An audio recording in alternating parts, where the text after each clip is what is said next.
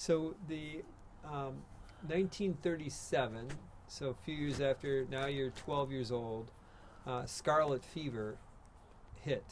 Yeah. And just first, how do you find out about Scarlet Fever? Do your parents tell you something's out there? And what is it? How does even word travel that something bad's going on out there? Usually they had two doctors at Albany, Dr. Mahold and Dr. Boyning, and people would go, if they had a child that wasn't feeling well, you'd have to take them in to see a doctor, and they'd tell you, well, this looks like scarlet fever.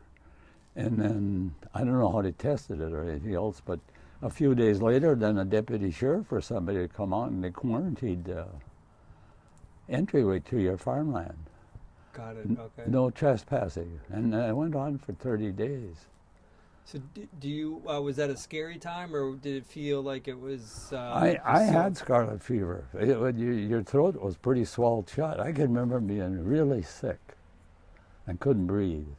And what they did in those days, they'd take a pan of water and set it on a cook stove, and of course with wood burners, they'd try to steam it. Steam your throat open kind of a thing? Pardon me? They try to create some steam? Well, they'd hold you close to it. Okay. But no, I remember being very sick with it. 12 years old? Yeah. Did any of your siblings get it? As far as the smaller ones didn't get it, I think my brother Pat had it too. Okay. So that was... and a lot of the neighbors had it. And how long does it take to heal from scarlet fever? Not that long. I think it was maybe 6-7 days. Okay, but life-threatening nonetheless. It was. There's people died from it. Not in our family, but other families. When you had it, did you know that it was life-threatening, or did it just feel like you got sick again?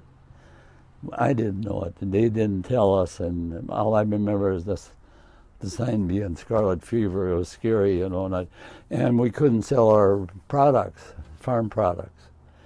The milk from the dairy cows had to be fed to the pigs, and what they didn't eat because you lost all of that. Yeah, and once a week, you could put a note in the mailbox. You had mailboxes at your entryway of what you needed. Then somebody come out if you needed. Everybody bought their food in bags, mostly burlap bags, like flour, 50 pounds or something. The parents had a big bread just about every other day.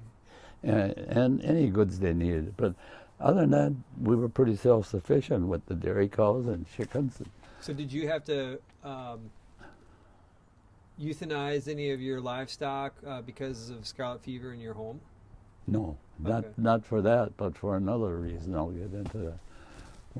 During the drought, they had, if you wanted to get help from the government, I think they were paying them like $15 or $18 a carcass. You couldn't use that meat. You had to kill them and prove that you killed them and buried them before you could get help. And we never went that route. Got it. Do you know how you got scarlet fever? How did you get scarlet fever? Do you know? I really don't know. Maybe through school. Okay. Oh, school. That's right. Yeah. See, that was in the spring of the year. You couldn't go to school either. So how long were things kind of shut down because of scarlet fever? Oh, I think we were suspended for 30 days. After that, it kind of cleared up. Okay. So it wasn't, if we think about what's going on with COVID today, this is more, the duration is longer today than it was. Is that accurate, would you say? Oh, yes. Okay. This COVID is the worst thing I've seen in all my life.